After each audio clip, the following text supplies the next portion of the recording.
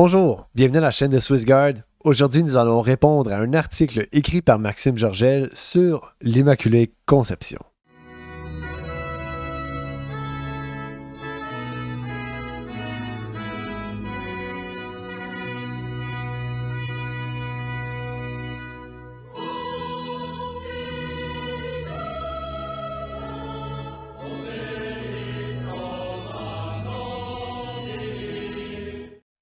Donc, j'ai voulu répondre à cet article de Maxime Georgel du blog Par la foi, le blog protestant Par la foi, parce que plusieurs catholiques me l'ont envoyé en me demandant d'y répondre. Et même, il y a un protestant que je considère presque un ami, que j'aime bien, qui me l'a envoyé et il me l'a envoyé comme si c'était autoritatif. Tiens, je t'envoie un article et 2000 ans de catholicisme renversé avec cet article-là. Et je l'ai lu avec attention, et j'ai vu qu'il y avait quand même beaucoup de bourdes, et il y a beaucoup de trucs qui clochent. Et j'ai remarqué que l'argument central, bon, il y avait plusieurs arguments, mais l'argument sur lequel Maxime Georgel met le plus d'emphase, c'est la prépurification ou la purification de Marie à l'Annonciation comme étant une opposition à l'Immaculée Conception. Okay? Et j'ai vu qu'il met l'emphase sans cesse sur ça. Il tronque des citations, il omet d'autres passages des pères, et voilà. Okay? Donc, ce que j'ai pensé faire, c'est vous lire 3 ou 4 passages de l'article et vous montrer pourquoi ça ne marche pas. Donc, allons tout de suite à son article. Donc, allons immédiatement à son article ici. On va remonter. Donc, le blog parlafoi.fr, un blog de propagande protestante. Ici, l'article intitulé « L'Immaculée Conception, une innovation » par Maxime Georgel. On va dire ceci, on va lire le premier paragraphe. « Nous sommes début décembre, dans quelques jours, ce sera donc dans le monde romain la fête de l'Immaculée Conception de Marie. Ce dogme romain qui veut que la Vierge n'ait pas seulement été sainte, n'ait pas seulement vécu sans péché, n'ait pas été régénérée ou sanctifiée très tôt, n'ait pas été simplement purifiée du péché originel, mais qu'elle ait été conçue sans aucune tache du péché originel. Qu'elle en ait été entièrement préservée, que jamais elle n'ait été touchée par le péché au point d'avoir besoin d'être purifiée, fut promulguée définitivement en 1854.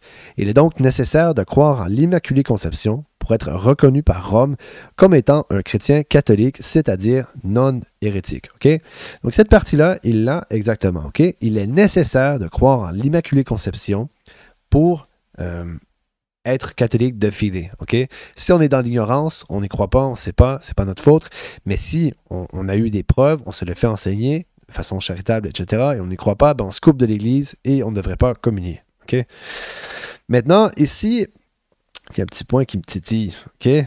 Au point qu'elle n'ait jamais été touchée par le péché, au point d'avoir besoin d'être purifiée. Okay? Et c'est là que Maxime... C'est ça le point que Maxime ne comprend pas tout au long de son article ou qu'il fait semblant de ne pas comprendre. Okay? On va étayer plus loin sur ça, mais on va tout de suite lire un premier argument par rapport au parallèle de Ève et Marie. Okay? Il va ici citer un article, un passage de Justin Martyr, Saint Justin Martyr, dans son dialogue avec Tryphon, qui dit ceci. « Ève, encore vierge et sans tache, écoute le démon. Elle enfante le péché et la mort. Marie, également vierge, écoute l'ange qui lui parle, elle croit à sa parole, elle en ressent de la joie lorsqu'il lui annonce l'heureuse nouvelle. Okay? » Donc là, évidemment, ce qu'on dit ici, c'est que depuis le début, les chrétiens ont fait des parallèles entre Ève et Marie. Okay? Donc ce n'était pas quelque chose de nouveau. Le parallèle entre Ève et Marie est fréquemment invoqué par les apologètes romains comme un soutien à la doctrine de l'Immaculée Conception. Ève et Marie fonctionnent comme type et antitype, disent-ils, ce qui est vrai, personne ne peut le nier. Puisque l'une a été conçue sans péché, l'autre doit l'être aussi. C'est un peu plus complexe que ça, je vous explique plus tard. Cet argument ignore que les parallèles bibliques servent autant à dresser des similitudes que des contrastes d'une part. Pensons à Isaac et Ismaël, que d'autre part, Marie n'est pas le seul antitype d'Ève. Marie-Madeleine, rencontrant le nouvel Adam dans un jardin, est un autre type néo-testamentaire d'Ève, par exemple.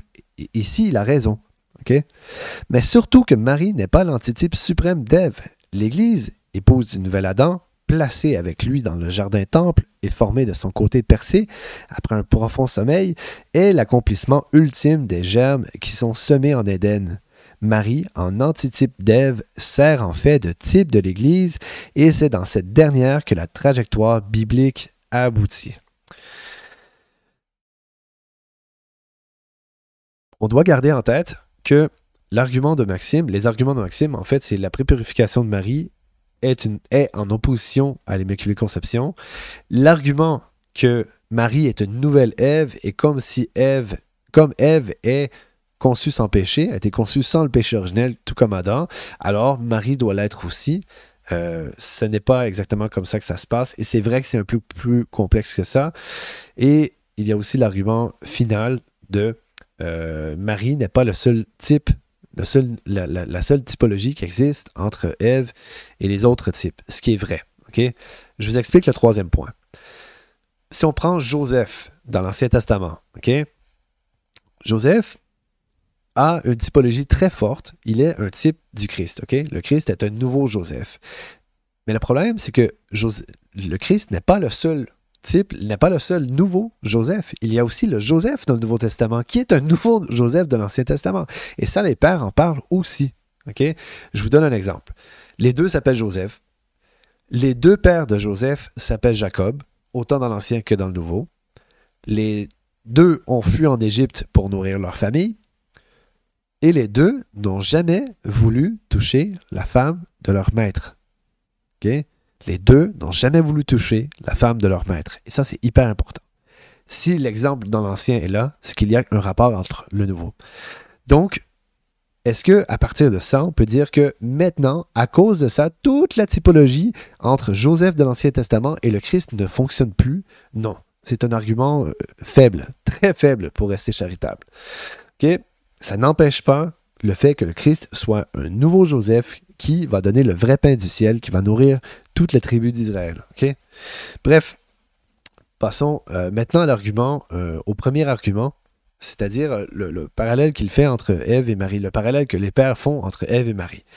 Notre argument, ce n'est pas exactement que comme Ève dans l'Ancien Testament a été conçue de façon immaculée, sans le péché originel, ergo, de facto, Marie dans le Nouveau doit être Immaculée Conception. Ce n'est pas exactement ça. C'est plus un argument eschatologique. Je m'explique. C'est-à-dire que le Nouveau Testament, et ça c'est la base des bases, ok? On prend l'évangile de Jean. Jean 1 commence par « Au commencement, le Verbe était en Dieu ». Pourquoi? Pourquoi on commence par « Au commencement » exactement comme la Genèse commence par « Au commencement ». Et tout au long de l'évangile de Jean et des autres évangiles, on va toujours relancer à la Genèse. Il va y avoir les 7 jours dans l'Ancien Testament. Dans le Nouveau Testament, lorsqu'on regarde Luc 1 et 2, Jean 1 et 2, ben, le troisième jour, le lendemain, ça fait 7 jours. OK? Et qu'est-ce qu'il y a le 7e jour dans l'Ancien Testament? Il y a un mariage entre Adam et Ève. Qu'est-ce qu'il y a dans le Nouveau Testament? Dans Jean 2, il y a les noces de Canaan. Et là, évidemment, on peut développer là-dessus, mais c'est que constamment, le Nouveau Testament relance à la Genèse. Pourquoi? Parce qu'il y a une nouvelle création. C'est ça que la Bible nous dit. Il y a une nouvelle création qui est céleste cette fois-là. Elle n'est plus humaine, elle est céleste. Et notre argument, ce n'est pas que simplement que Marie est une nouvelle Ève. Non, c'est qu'il y a une nouvelle création. Le Christ est le nouvel Adam et la Vierge Marie est la nouvelle Ève. Et les deux vont rapporter la palme, la couronne, okay, de résurrection. Et les deux vont être nos guides, vont être les premiers qui vont entrer au paradis et vont nous y amener. Okay? Et tout le monde qui va faire partie de cette création-là va être ressuscité de façon glorifiée, etc. Donc, c'est qu'il y a une nouvelle création complète. On repart à zéro sans le péché originel dans cette création céleste-là. Okay? Et là, le paradis va toucher au monde visible que nous soyons. Nous sommes toujours des fils d'Adam et Ève, de façon corporelle, mais de façon céleste. Nous sommes des fils de la Jérusalem céleste. Nous appartenons à l'Église catholique qui, une fois glorifiée, une fois que nous allons être glorifiés, que nous allons être au paradis, nous allons faire partie uniquement de cette Jérusalem céleste-là. C'est que tout se touche. Okay? Ça, c'est la théologie syriaque de A à Z chez les pères. Tout se touche. Il y a une réalité céleste. Et en fait, tous les pères en parlent, peut-être avec moins d'emphase, mais voilà. Okay? Donc, notre argument, ce n'est pas seulement que Marie est une nouvelle Ève, point barre. La première est Immaculée Conception, la deuxième doit donc l'être? Oui et non. C'est plus une notion eschatologique. Il y a une nouvelle création. Et donc, s'il y a une nouvelle création, ben, c'est qu'on repart à zéro, en fait. OK? Et là, l'autre argument que je pourrais ajouter, c'est que Marie n'a pas souffert des douleurs de l'enfantement. Allez voir ma vidéo « La femme de l'Apocalypse ».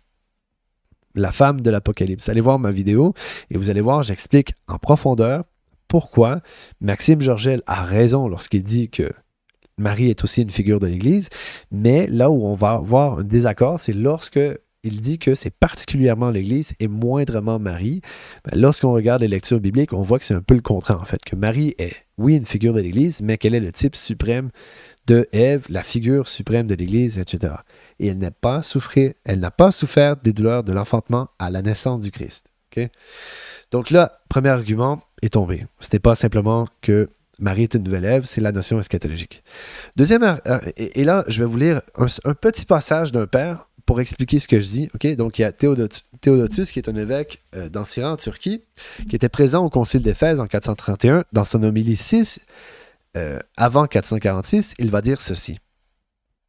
À la place d'Ève, un instrument de mort est choisi une vierge tout agréable à Dieu et pleine de grâce, comme un instrument de vie, une vierge inclue dans le sexe de la femme, mais sans partager la faute de la femme. Mais sans partager la faute de la femme. Une vierge innocente, sans tache, libre de tout défaut, intacte, non souillée, sainte dans l'âme et le corps, comme un lys qui pousse parmi les épines. OK? Donc là, c'est un peu plus que simplement on parle hautement. Il dit clairement, elle ne partage pas la faute de la femme. Pourquoi? OK? Maintenant, il va pouvoir dire, il pourrait dire, oui, elle ne partage pas la faute de la femme, mais après sa purification, qui est son baptême, etc. Et c'est ce qu'on va aller voir. Est-ce qu'il aurait raison de répondre ça ou finalement il est dans l'erreur de A à Z? On va retourner à son article, on va aller voir ses arguments et on va y répondre. Donc ici, j'ai trouvé ça un peu intéressant qu'il parle de Sophronius. Sophronius qui est assez intéressant en fait, c'est justement un patriarche de Jérusalem, mais il a écrit des choses assez intéressantes à lire qui sont, on ne peut plus dire, très utiles à l'apologétique catholique. Il va dire ceci. Sophrone, patriarche de Jérusalem, mentionne encore la purification de la Vierge pour l'incarnation, disant que le Christ n'en a fait son habitation qu'après qu'elle a été pré-purifiée dans le corps et dans l'âme, et sanctifiée dans le corps et dans l'âme, et situe cette purification aux instants qui précèdent l'incarnation.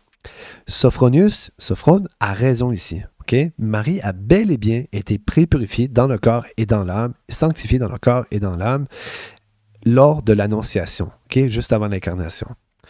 Là, ici, il a raison. Dans une lettre qui fut lue lors du concile de Constantinople III, le 6e concile œcuménique, ce concile œcuménique déclare cette lettre orthodoxe conforme à la doctrine des pères et digne d'être insérée dans les bibliothèques ecclésiales. Et je suis d'accord avec le concile. Et là, il va citer un des canons. Nous avons également examiné la lettre synodale de Sophrone, de sainte mémoire, autrefois patriarche de la ville sainte du Christ, notre Dieu, Jérusalem, et nous l'avons trouvée conforme à la vraie foi et aux enseignements apostoliques, ainsi qu'à ceux des saints et approuvés pères. C'est pourquoi nous l'avons reçu comme orthodoxe et salutaire pour la Sainte Église catholique et apostolique, et avons décrété qu'il était juste que son nom fût inséré dans les diptyques des Saintes Églises. Ici, maintenant. Un concile œcuménique n'a donc rien trouvé à redire et à approuver l'orthodoxie d'un texte traitant de la purification de Marie. Il faut relever que Sophrone enseigne en un autre lieu que Marie obtint une purification et encore ailleurs que Marie a douté à la croix. Okay? Là, ici, mon cher Maxime, un doute n'est pas un péché. Un doute n'est pas un péché, pas de facto en toutes circonstances. Ça, c'est faux. Par exemple, cet Éphrem le Syrien va effectivement dire que Marie a douté à la fois à la croix, qu'elle a douté même à l'Annonciation, et que même le Christ l'a réprouvé pour ça, mais il va aussi dire qu'elle n'a jamais péché. Donc là, ici, on a un problème. Et c'est pas Éphrem qui se trompe, mon homme. Je Continuons. Comme nous le verrons par la suite, un autre concile œcuménique l'avait déjà fait, et plus clairement encore. Le dictionnaire apologétique de la foi catholique de 1922 résume bien ces données sur la purification de la Vierge en disant. Là, on va aller voir Sophrone plus tard, mais premièrement, on va aller voir ici parce que c'est très intéressant ce qu'il va dire, ce qu'il va faire en fait. Le dictionnaire apologétique de la foi catholique de 1922 résume bien ces données sur la purification de la Vierge en disant. De leur côté, les pères grecs, interprétant les paroles de l'ange Spiritus Sanctus superveniet in te dans Luc 1,35, enseignent qu'à ce moment-là, Marie fut purifiée dans son âme et dans son corps. C'est donc qu'auparavant, elle était soumise à la loi du péché, au moins par sa naissance. Okay, vous voyez le petit ergot bizarre là. Dans cette hypothèse, Marie n'aurait été délivrée du vice héréditaire qu'au jour de l'Annonciation. Et là, il arrête. Et là, comprenez-vous la manigance? Il va dire le dictionnaire apologétique de la foi catholique, comme si c'était notre doctrine, notre magistère. Et là, il va dire ceci. Donc, voici, elle était purifiée à ce moment-là. Et donc, c'est donc qu'auparavant, elle était soumise à la loi du péché, au moins par sa naissance. OK? Je suis allé voir la source pour voir qu'est-ce que c'était en fait. Je l'ai trouvé. Ici, nous sommes à la page 215, comme Maxime avait dit. Mais regardez ici, qu'est-ce que l'auteur fait en fait. Attaque du dogme défini par Pie IX. Prise dans ses grandes lignes, l'attaque se présente sous une double forme, suivant qu'elle s'en prend à la doctrine elle-même, ou plus particulièrement à la bulle Ineffabiles Deus, en tant que celle-ci propose la doctrine comme dogme de foi et prétend trouver les fondements dans les sources de la révélation. Et là, qu'est-ce qu'il va faire? C'est qu'il va citer une litanie d'opposition et ensuite, il va offrir une réponse à tout ça. OK? Si vous lisez complètement tous les passages, ce qu'on ne va pas faire, parce que ce serait trop long, c'est une litanie d'opposition. Et on va lire le passage exact qu'il cite. De leur côté, les pères grecs interprètent les paroles de l'ange, Spiritus Sanctus superveniet in te, de Luc 1,35, enseignent qu'à ce moment-là, Marie fut purifiée dans son âme et dans son corps. C'est donc qu'auparavant, elle était soumise à la loi du péché, au moins par sa naissance dans cette hypothèse. Marie n'aurait été délivrée du vice héréditaire qu'au jour de l'Annonciation. Et telle est, en effet, la position que tiennent, à la suite de Métrophane Critopoulos et de Sébastien Chimenites, la plupart des théologiens modernes, grecs ou russes de l'Église orthodoxe. Quelques-uns, comme Lebedei, estiment même que la Vierge n'a été complètement délivrée qu'au pied de la croix. Ce qui n'empêche pas ces théologiens de tenir en même temps que Marie fut sanctifiée dès le sein de sa mère et qu'elle n'a été, à proprement parler, ni enfant de colère, ni esclave du démon, inconciliable dans l'Église romaine, étant donné sa doctrine sur le péché originel et ses assertions ne le sont pas dans l'Église orthodoxe. Là, ce que Maxime vient de faire, ce qu'il vient de dire, voici ce que le dictionnaire apologétique résume ici. C'est que c'est pas un résumé de la foi de l'apologétique catholique, c'est pas un résumé de l'enseignement catholique. Il cite l'interprétation des schismatiques sept conciles russes, grecs, etc., sur leur opposition à ce dogme. Ça, on appelle ça de la malhonnêteté. On appelle ça de la malhonnêteté. Et là, on va donner une petite leçon de patristique à notre cher Maxime. Okay? On va retourner ici. Pourquoi Maxime n'a pas dit le dictionnaire catholique de l'apologétique de 1922 cite certaines objections que je trouve raisonnables? Pourquoi il a dit le dictionnaire d'apologétique catholique résume ceci dans ce passage? C'est de la malhonnêteté totale. OK? Là, on va donner une petite leçon d'apologétique, de patristique, à Maxime Georget, parce que visiblement, soit il ne lit rien, il fait juste des copier-coller des articles protestants qui se retrouvent ici et là dans les loges maçonniques, sans jamais se demander si c'est une bonne chose d'être honnête dans la vie, ou c'est vraiment une malhonnêteté honnête, sincère. Ça, c'est Dieu qui jugera son cœur sur ça, mais j'ai ma bonne opinion là-dessus. On va aller lire Saint Grégoire de Nazianze. Comme il le cite à plusieurs reprises, j'ai trouvé qu'il y avait d'autres passages qui méritaient d'être cités. Donc, discours 38 sur la théophanie de Grégoire de Nazianze. Et en toute chose, il devient humain, sauf le péché. Il a été conçu par la Vierge, qui a été pré-purifiée, en l'âme et la chair par le Saint-Esprit, car il fallait que la procréation soit honorée et que la virginité soit davantage honorée. Ce que de Nazianze vient de dire, c'est que oui, la Vierge Marie a bel et bien été pré-purifiée à l'Annonciation, mais pour que la virginité soit davantage honorée. Donc, ce n'est pas qu'il y a un changement de nature, c'est on augmente ce qui est déjà existant. Okay? On va comprendre un peu plus dans son hymne Carmina, dans son 9e hymne Carmina. Carmina, ça veut dire jardin en araméen, donc on parle souvent de la Genèse dans les hymnes Carmina, mais voici ce qu'il va dire. Ce ne fut pas non plus un homme mortel qui a été façonné par le flux d'une semence mortelle. Pourtant, il est issu de la chair humaine. Là, évidemment, on parle du Christ. L'Esprit a purifié au préalable cette mère fidèle non mariée. Il est venu en tant qu'homme, donc l'homme, on s'entend que ce n'est pas Marie, hein. Il est venu en tant qu'homme, un mortel confiné, mais il a été purifié pour moi. Mais il a été purifié pour moi. Donc, il y a quelque chose ici que Saint Grégoire le Nazianze vient de dire que Maxime Georgel omet délibérément ou non. Si les pères de l'Église, il y en a plusieurs qui le disent, que le Christ, s'ils disent que le Christ a lui aussi été purifié et qu'ils disent aussi qu'il n'a jamais péché et qu'il a été conçu de façon miraculeuse par le Saint-Esprit et pur dès sa conception, c'est qu'il y a quelque chose de plus que le simple fait de dire que la purification, ça veut dire on efface les péchés. Ce n'est pas ça. Okay? Dans le vocabulaire patristique, ne pensez pas que tout ce qu'eux disent, c'est la même chose. Tous les mots qu'ils utilisent, ils l'utilisent de la même façon que nous, on l'utilise. Donc là, on vient de voir un élément très important que Maxime Georgel ne dit pas dans son article, c'est que le Christ, lui aussi, a été purifié. Et là, qu'est-ce que c'est cette purification? Est-ce que c'est une purification d'un enlèvement de quelque chose qui est corrompu ou d'une augmentation de la grâce et de la connaissance?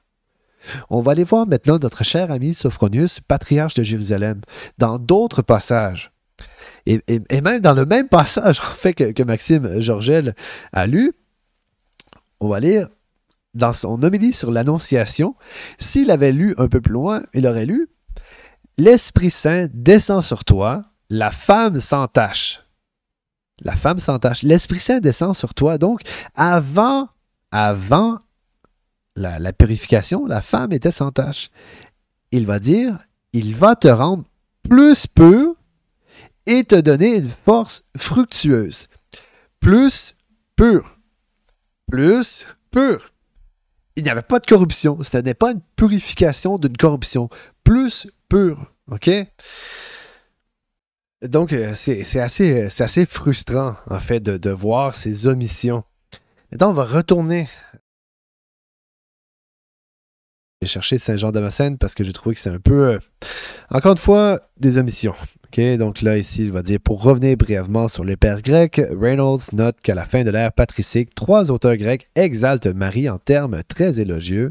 Germain de Constantinople, en se fondant sur l'apocryphe qu'est le proto-évangile de Jacques, dit que Joachim, le prétendu père de Marie, a émis une semence pure sans que le sens puisse être précisé. Okay, sans que le sens puisse être précisé, ben on va te le préciser, mon homme. Cette formulation se retrouve chez Damascène qui croit pourtant à une purification lors de l'Annonciation. Donc, il oppose encore la purification à l'Immaculée Conception. Okay?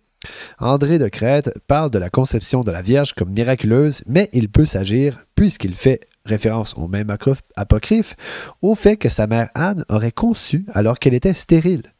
Il dit encore que Marie fut la première à être libérée du péché originel, ce qui n'est pas la même chose qu'en être préservée. Bon, et là ensuite, il va dire plein de choses. Hein. On va aller voir Saint-Jean-Damascène. Ce qu'en dit Saint-Jean-Damascène. Les protestants. Donc, on va lire un passage de Saint-Jean-Damascène et on va voir si c'est seulement du langage élogieux ou s'il se passe réellement quelque chose de miraculeux lors de sa naissance, en parlant de la Vierge Marie.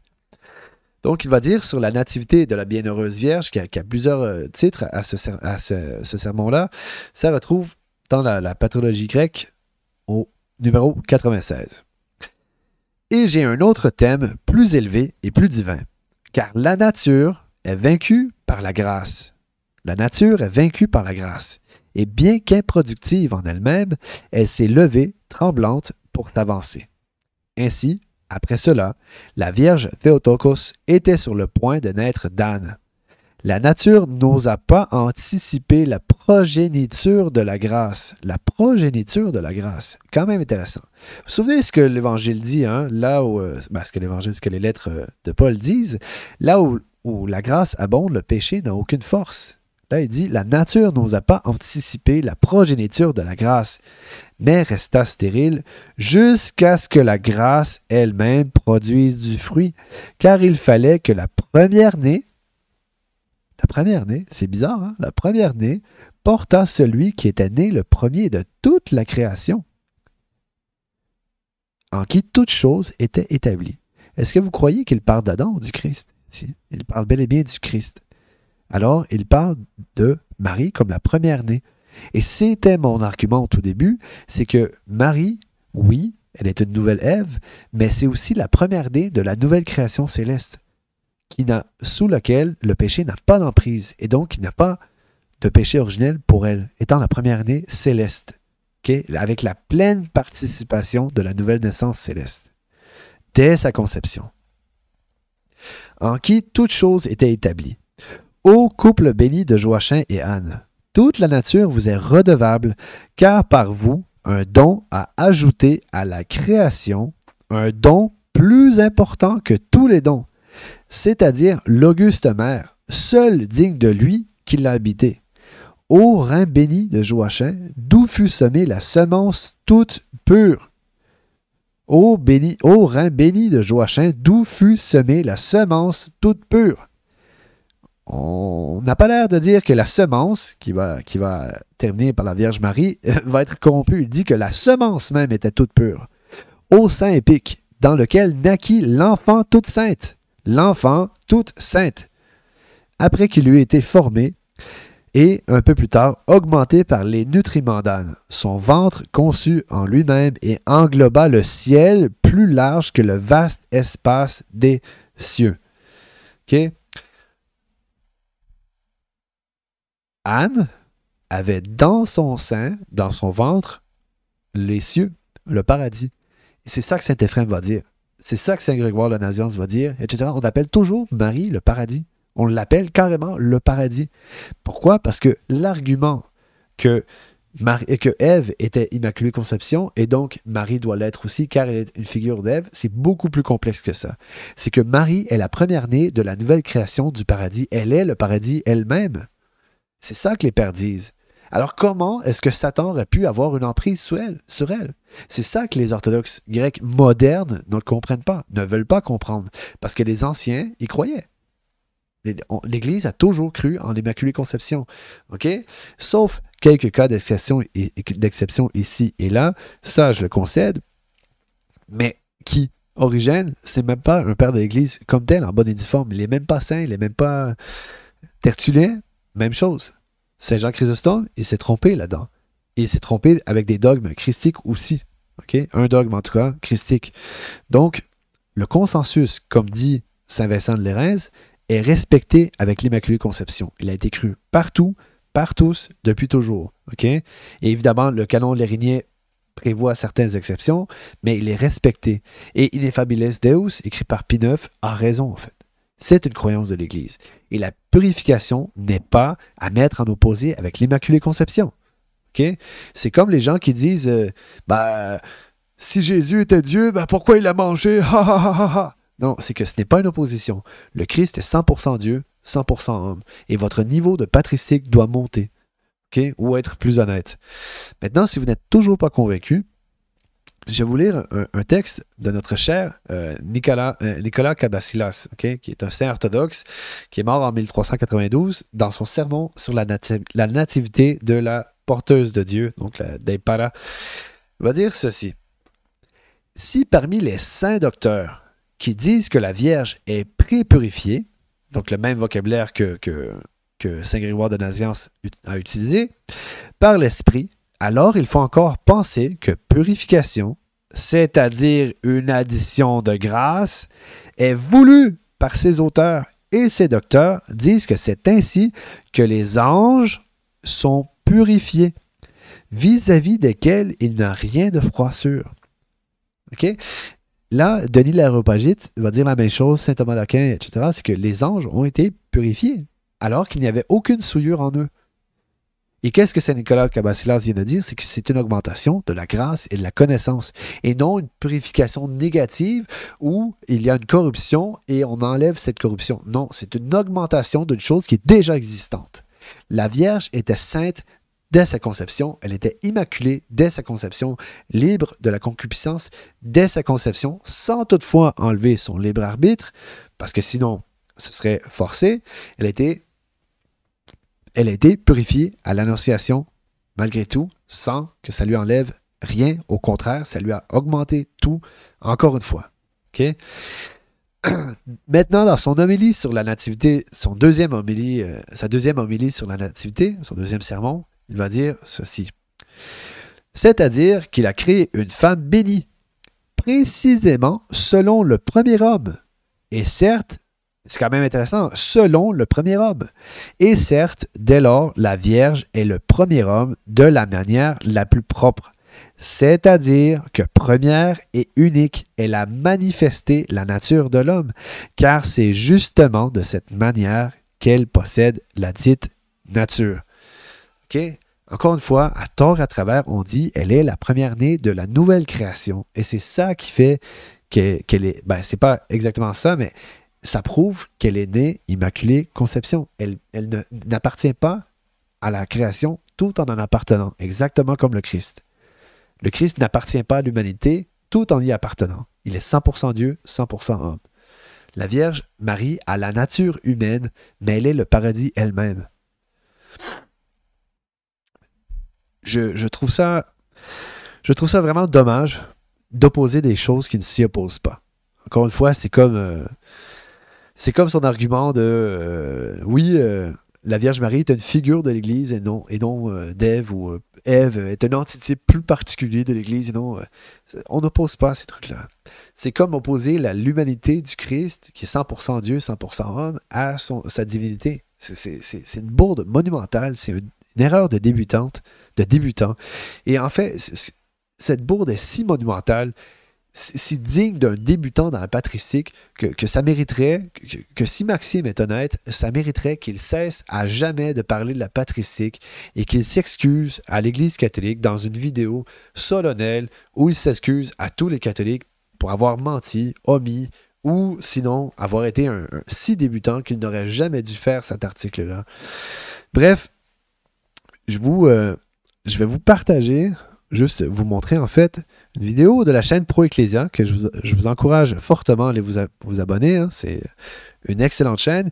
Lui aussi a répondu à certains points de l'Immaculée de l'article de Maxime Georgel. Ici, épisode 1, il répond à la falsification par Maxime de Saint-Bonaventure. Et dans l'épisode 2, il répond à justement la pré-purification de la Vierge Marie et lui aussi attaque le dictionnaire de l'apologétique catholique. OK? Donc, allez voir ces vidéos-là. Regardez avec attention ma vidéo et vous allez voir en fait que Maxime Georgel, voilà, cet article-là, ça vaut ce que ça vaut.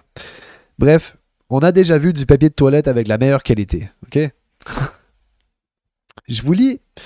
Maintenant, on va sortir un peu de la patristique. Il y a plein de passages patristiques pour prouver l'Immaculée Conception, mais je ne voulais pas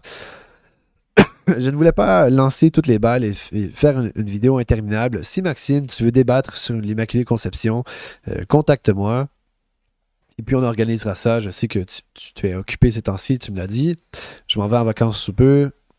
On va organiser premièrement le débat qu'on avait prévu sur les deutérocanoniques. Si tu veux débattre sur l'Immaculée Conception après, ou un autre protestant ou orthodoxe, je suis ouvert, écrivez-moi. Maintenant, je vous lis un passage de la Conjuration antichrétienne, okay? Un livre de Monseigneur de Lassus, parce que c'est très intéressant pour comprendre qui sont les calvinistes historiquement. Okay? La présence dans un pays profondément catholique de personnes ayant ces principes et s'efforçant de les propager devait déjà amener dans l'État un certain trouble. Il devint profond lorsque le protestantisme ne se contenta plus de prêcher aux individus la foi sans les œuvres, c'est-à-dire faites rien, c'est pas grave, mais se sentit assez fort pour vouloir s'emparer du royaume afin de l'arracher à ses traditions et le façonner à sa guise. Depuis Clovis, le catholicisme n'avait pas cessé un seul jour d'être la religion de l'État. Des traditions carlovingiennes et mérovingiennes, c'est la seule qui fut conservée complètement intacte jusqu'à la Révolution. Durant un demi-siècle, les protestants essayèrent de séparer de sa mère la fille aînée de l'Église. Ils usèrent alternativement de la ruse et de la force pour s'emparer du gouvernement, pour mettre le peuple français, si catholique, sous le joug des réformateurs, comme ils venaient de le faire en Allemagne. En Angleterre, en Scandinavie, ils furent sur le point de réussir. Après la mort de François de Guise, les Huguenots étaient maîtres de tout le Midi. Ils n'hésitèrent pas, pour s'emparer du reste, à faire appel aux Allemands et aux Anglais, leurs co-religionnaires. Leur intention était de substituer à la monarchie chrétienne un gouvernement et un genre de vie modelé sur ceux de Genève, c'est-à-dire la République. Les Huguenots, dit Tavannes, sont en train de fonder une démocratie. Donc là, en fait, ce que la conjuration antichrétienne nous dit, c'est que c'est faux de croire que ce sont des gens qui aiment Jésus. À la base, en tout cas, ceux qui tirent les ficelles, ne jugeons pas les fidèles individuellement, parce que c'est vrai qu'il y en a énormément qui aiment Jésus, qui sont vraiment honnêtes, qui ont simplement été malmenés. Mais dans ceux qui tirent les ficelles, à l'origine de toute chose, c'est une bande de shenanigans qui veulent renverser les pouvoirs et mettre en place la République judéo-maçonnique. OK? Carrément. Carrément, on a toutes les preuves du monde, c'est partout dans les livres d'histoire. Vous avez qu'à lire, en fait. Ces gens-là ne sont pas innocents, OK? Ils ne sont pas libres de conscience, OK? Ils n'ont pas une conscience libre dans le sens qu'ils ne sont pas ancrés en Jésus-Christ. Ceux qui tirent les ficelles du protestantisme depuis le début, c'est simplement un mouvement politique, OK? Écoutez-moi bien ce que je vais vous dire. Il n'y a jamais eu de réforme protestante. Il n'y a jamais eu de réforme, parce que sinon, on aurait réformé le pape, réformé l'Eucharistie, et tout en restant catholique. Non, il y a eu une révolution. On a renversé des monastères, des abbayes, des paroisses, on a confisqué des évêchés, on a assassiné une panoplie de prêtres, d'évêques.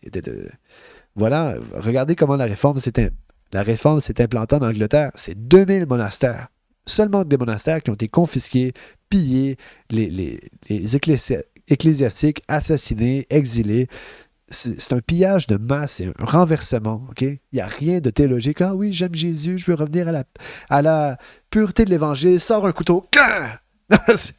C'est à peu près comme ça, OK?